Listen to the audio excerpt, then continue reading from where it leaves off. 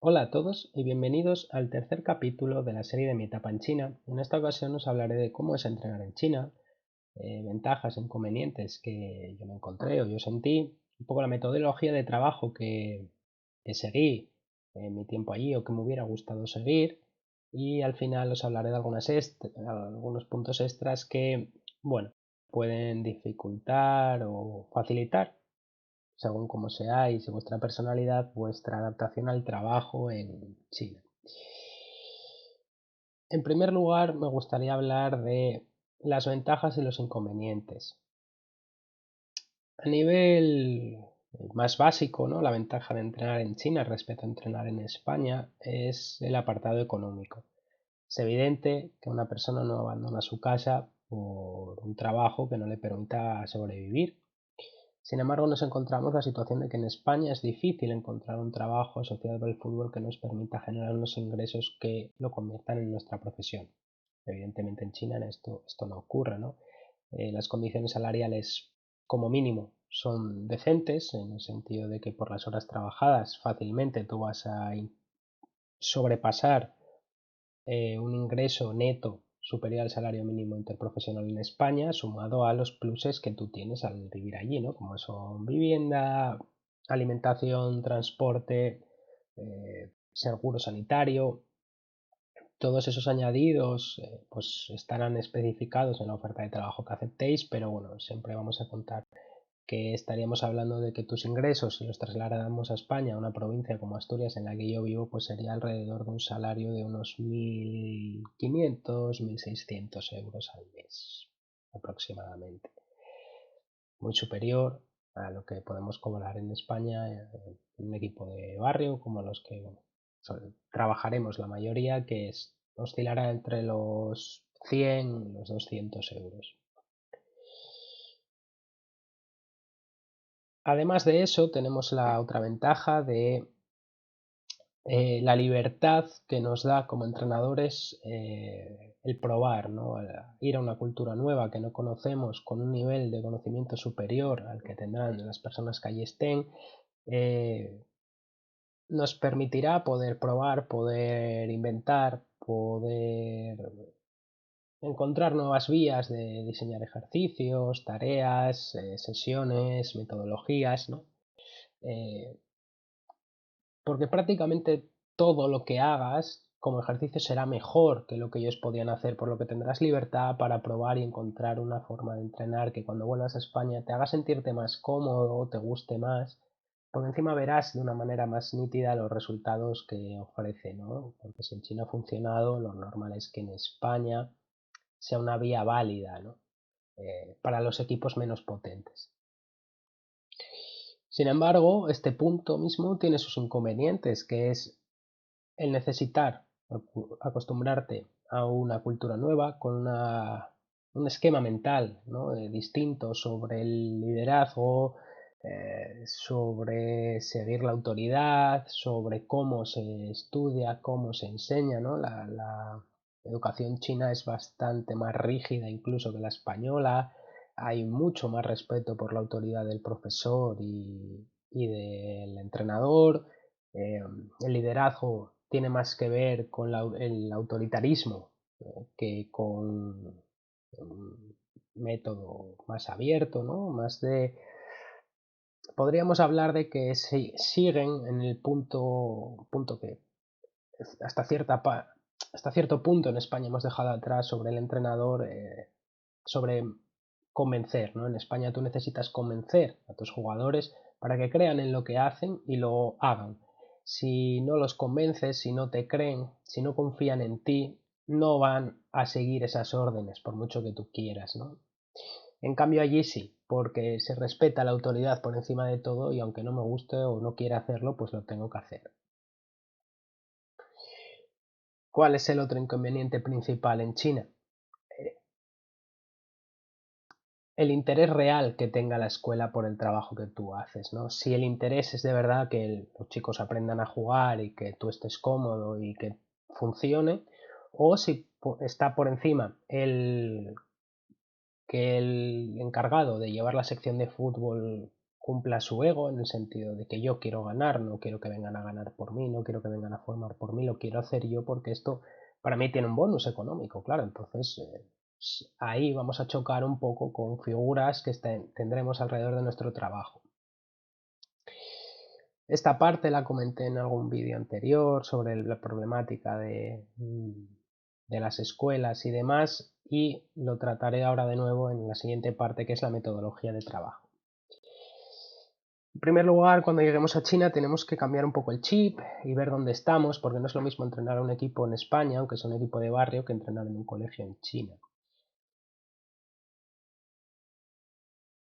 Al estar los niños aún en el colegio, siguen el mismo método de enseñanza con autoritarismo, siguiendo la figura de autoridad. Tampoco estoy hablando de un régimen dictatorial, pero se tiene mucho respeto a la figura más que al conocimiento, ¿no? Entonces,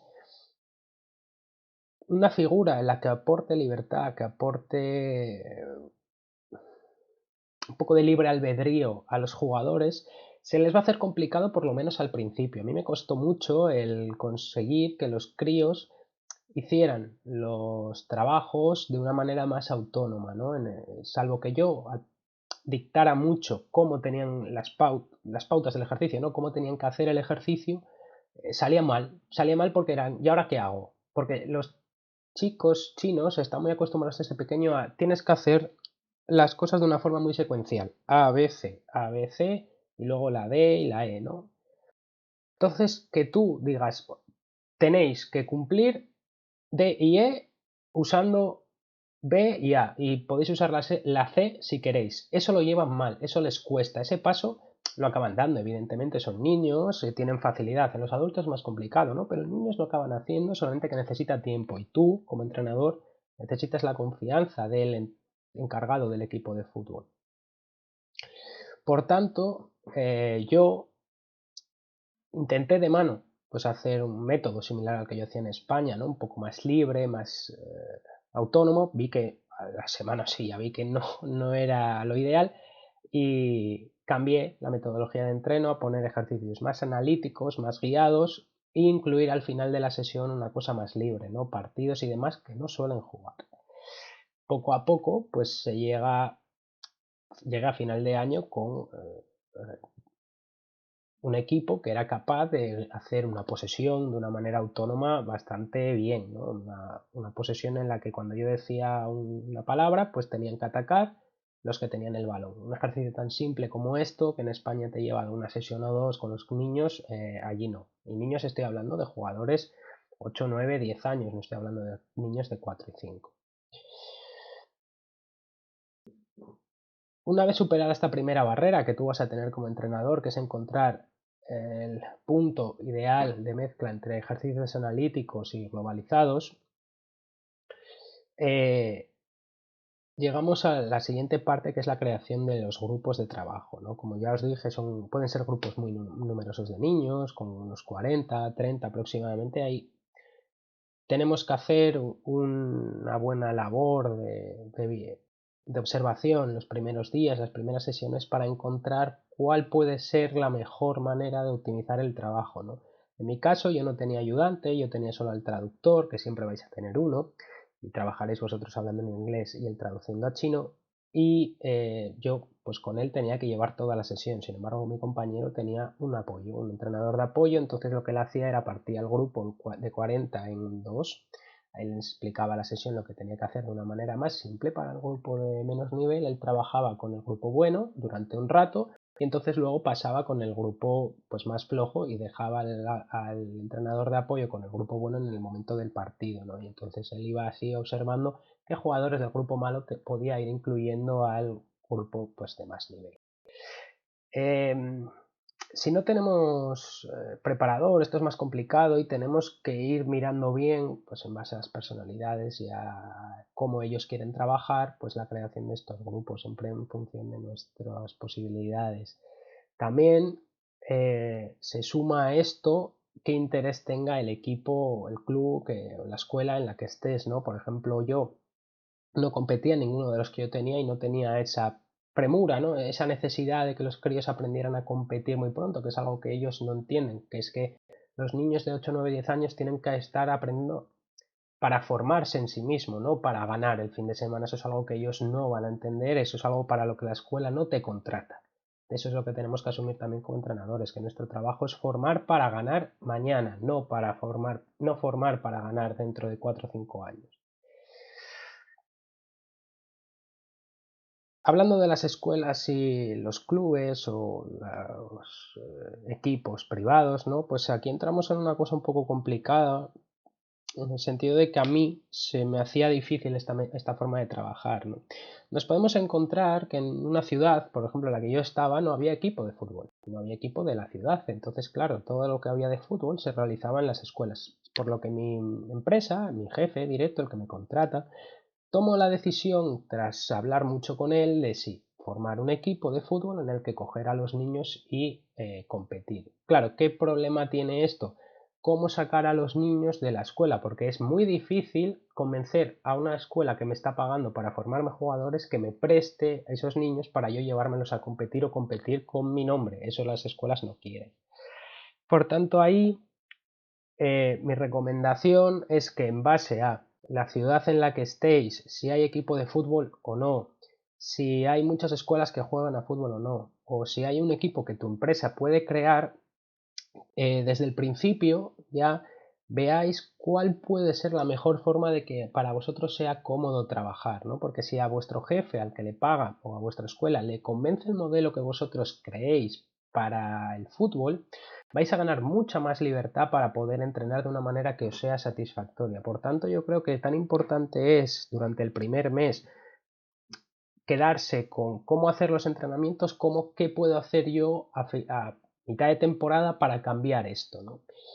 Si vosotros conseguís hacer eso, una idea, un proyecto que pueda satisfacer a todas las partes, lo que sí os aseguráis es el futuro, en el sentido de que será mucho más fácil, aunque no ganéis muchos partidos porque vuestro equipo sea muy malo, pero si la idea es buena, el proyecto es viable y ellos ven que con esto, oye, puedo mejorar, lo que vais a aseguraros es una renovación de contrato mucho más ventajosa, porque lo más probable es que la empresa de trabajo temporal de la que hablamos en el vídeo anterior se suprima del contrato y fácilmente podréis doblar vuestro sueldo, y para ellos es el mismo coste. Mi recomendación respecto a lo de los clubes es que intentéis sacar niños que no vengan de las escuelas, porque eso va a generar tensiones. Sin embargo, si no podéis, la manera quizá de entrar a esas escuelas no es quizá crear un equipo, sino una tecnificación, un perfeccionamiento. Nosotros conseguimos convencer más o menos a las escuelas de que prestara jugadores, creando campus en momentos en los que la escuela cerraba por los parones de vacaciones, y en los niños que se querían pues se apuntaban para jugar a fútbol y actividades extras. Esto, ¿vale? Tenéis que mirar si está incluido en vuestro contrato, porque si en vuestro contrato no va incluido que en estos periodos de vacaciones en los que no os volvéis a España, sino que os quedáis allí, tenéis que hacer otra cosa. Si no lo tenéis que hacer, siempre, siempre, siempre buscar negociar para que os paguen un extra. Aunque luego no queráis cobrarlo o os fuera indiferente cobrarlo por X motivo, siempre es bueno marcar con los jefes ese valor personal de que yo te estoy aportando. No es que tú me estés pagando y lo estás generando tú, no. Tú me estás pagando para que yo te genere, y si quieres que yo te genere necesito cobrar bien, porque si no lo que va a pasar es que en el momento de renovar o en el momento de que ellos necesiten algo, van a querer que lo hagas gratis siempre. Eso es algo yo creo que podemos reconocer también en nuestro país, y allí también pasa, y es importante marcarlo. Por último, y para no extenderme mucho más en estos puntos de la metodología de trabajo, os voy a dar el consejo que yo creo que es más vital para que podáis trabajar, que es el traductor, ¿vale? ¿Cómo trabajar con un traductor? Es muy difícil, muchísimo, que encontréis un traductor que sepa de fútbol.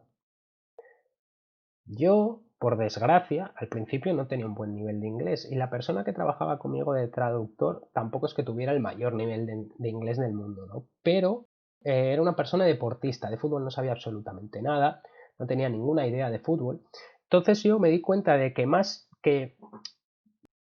que yo mejorar mucho mi inglés para en medio del entrenamiento explicarle algo, era mucho mejor si yo era capaz de enseñarle 4 cosas básicas de fútbol, 4 cositas, para hacer el entrenamiento más dinámico. Si yo soy capaz de a una persona que no sabe de fútbol explicarle las nociones básicas que quiero que corrija más o menos de diario en el entrenamiento, no voy a necesitar parar el entreno para decirle algo y que él lo explique a los niños. O no voy a necesitar parar de prestar atención al entreno para tirarme 5 minutos explicándole algo, ¿no? Entonces yo gastaba todos los días, al principio, unos 10-15 minutos en coger al traductor y hablarle pues de fútbol, simplemente hablarle y comentarle, mira, esto va así y esto va así. Entonces cuando tú ves que esa persona tiene algo de interés, porque al final trabaja en ello y hablas de ello, pues llega un momento en el que ellos mismos tienen un poco de inquietud, ¿no? En plan, entonces esto ¿por qué lo haces? Y ahí es el momento en el que nosotros tenemos que entrar y empezar a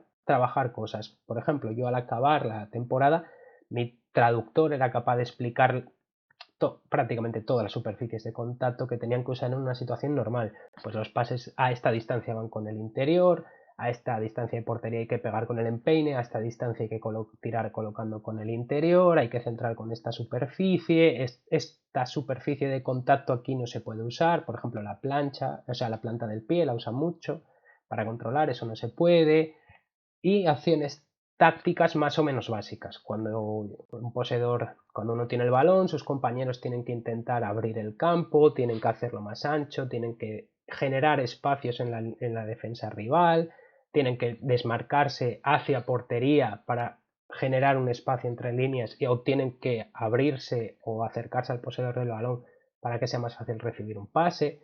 Todas estas cosas que al final son correcciones básicas que, por ejemplo, puedes hacer en una posesión, ¿no? De ábrete, cierra un poco, no usas esa superficie con los niños.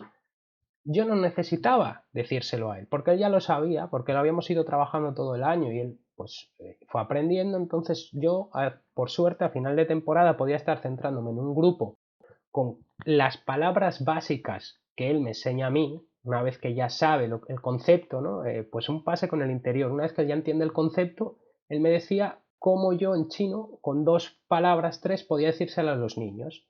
Entonces yo me podía estar perfectamente 20 minutos con un grupo haciendo un ejercicio de centro, pase o posesión ligera, mientras él hacía otra cosa con el otro grupo, ¿no? Esto facilitaba mucho el trabajo, lo hacía mucho más dinámico y conseguías integrar a una persona en el trabajo y lo hacía mucho mejor, porque estás mucho más satisfecho, ¿no? Porque cuando él hacía su trabajo al principio me lo decía, dice, no me gustaba mucho porque yo me pasaba toda una hora tenso porque no sé lo que me quieres decir, no sé lo que me quieres explicar y perdemos mucho tiempo en explicarlo. En cambio, a final de temporada él actuaba de entrenador, ya no actuaba solo como traductor, ¿no? Entonces, él mismo sentía que estaba creciendo en su trabajo, porque él estaba mejorando mucho como traductor. Yo afortunadamente he mantenido algún contacto con él y ahora mismo él estaba trabajando de traductor en un equipo de juveniles de la Superliga China para un entrenador extranjero, no sé la nacionalidad, pero trabajaban en inglés y él trabajó de traductor. Entonces está con un buen trabajo, con un buen sueldo, gracias a que mejoró mucho como traductor. Es una parte central, es una parte imprescindible y que tenéis que trabajar mucho con el traductor, siempre respetando que él las horas que no traduce no cobra. Él las horas que está en el despacho no cobra, las horas que habla contigo no cobra, las horas que va contigo a hacerte un recado, un favor, no cobra. Él cobra en el campo, él cobra una vez que entra en el césped, no cobra fuera del césped. Entonces hay que respetar que él no está para servirnos todo el rato y sacarnos de todos los problemas que hay. Evidentemente, pues si le pides un favor te lo va a hacer, ¿no? Pues oye, esto no soy capaz de hacerlo, ¿cómo puedo arreglar esto? Pues yo que sé, que tengo un problema con la compañía del teléfono o lo que sea, ¿no? Porque es más fácil hablar con él que sabe hablar en inglés que con tu jefe chino que no sabe y si le escribes lo que va a hacer es decir al traductor, tradúceme esto que no sé qué narices me quiere decir el away, el extranjero, que significa cara pálida. Entonces, si os llaman la way, no os lo toméis como un insulto, aunque a veces os lo puedan traducir como algo negativo, porque simplemente lo que te están diciendo es que tú no eres chino. No pasa nada. Por último, el punto más conflictivo de mi etapa en China fue ser el mono de feria, ¿no? Cuando firmamos con una empresa, cuando nuestro jefe es un grupo, entre comillas, de inversión, que lo que quiere es crear un grupo de entrenadores que tiene entrenando en la ciudad, ¿no? En distintos colegios, a poder ser compitiendo entre ellos, crear su equipo de fútbol y demás, él necesita contactos, él necesita firmar contratos. Y la mejor manera que tiene un chino, la empresa china, para firmar esos contratos con las escuelas es llevarte a ti como entrenador a las reuniones oficiales en los colegios, en las administraciones públicas y demás. Pero tenemos que entender también que China bebe mucho de este tópico japonés de ir a cerrar cosas a karaoke. Bueno, pues en China se cierran en los restaurantes. Lo más habitual es que os lleven de restaurante sin traductor o con un traductor que va a poner la otra escuela, que no va a querer contarte muchas cosas porque no tiene ningún interés, y lo que te van a poner a ti es a comer comida china para que tú te acostumbres, ¿no? A estar en las reuniones y demás, no hables con nadie y te vas a tener que levantar a brindar. El brindis es una parte central de esas reuniones que, ya que para ellos la mejor forma de dar confianza y demás es beber juntos el bayo. El bayo es una especie de vodka hecho de arroz, con una graduación muy alta y que sienta fatal, porque encima se bebe caliente. Os van a dar unas copitas o unos vasitos pequeños que más o menos viene a ser como un dedal de líquido. Claro, si tú te tienes que tomar uno de esos, aunque sepa mal, pues bueno, no va a ningún lado, ¿no? Pero, eh, son muchas veces, porque vamos a pensar que en una reunión de estas no va a haber 4 o 5 personas, estaremos hablando de que van a ir como mínimo 12, 15 personas, por tanto, brindar con 12, 15 para hacerte fotos, para rebrindar contigo, para decirte palabras en chino que no vas a entender y te van a traducir, pero que no tienen mucha gracia. Se hace duro beber tantos chupitos seguidos. Entonces, tienes que aprender un poco la etiqueta de estas cenas en las que tú te tienes que levantar e ir a pedirle, entre comillas, al chino que brinde contigo porque ahora sois amigos. Es una parte, entre comillas, difícil si no te gusta. Yo, por ejemplo, no tenía ningún problema en hacerlo, a mí me daba igual. Lo único que yo le pedí a mi jefe es que yo no quería brindar con bayo porque me sentaba muy mal. Entonces, cuando traían el bayo, yo mismo, lo rechazaba de una manera educada, sonriendo, pero diciendo que no y tocándome el estómago, en el sentido de, me sienta muy mal. Y entonces yo pedía cerveza, para brindar con cerveza. Eso hacía mucho más cómodo la cena, y en los chinos, como yo brindaba con ellos más cantidad, pero brindaba, pues lo aceptaban como un gesto mío de buena voluntad a su brindis, pero sin poder beber ese líquido tan fuerte. Esta es la parte que más extraña puede sonar a un entrenador. Esto no es tu trabajo, pero es una parte fundamental de tu trabajo. Sé que no es fútbol, pero creo que hay que respetar que es la manera de hacer negocios que ellos tienen y de que la empresa que te paga esté más contenta contigo porque le generas más beneficios, aunque no sea solo con el fútbol. Muchas gracias por ver el vídeo, espero que os sea útil y espero que si alguien ha tenido que sufrir del bayo, pues me lo deje en comentarios. Muchas gracias y hasta el próximo vídeo.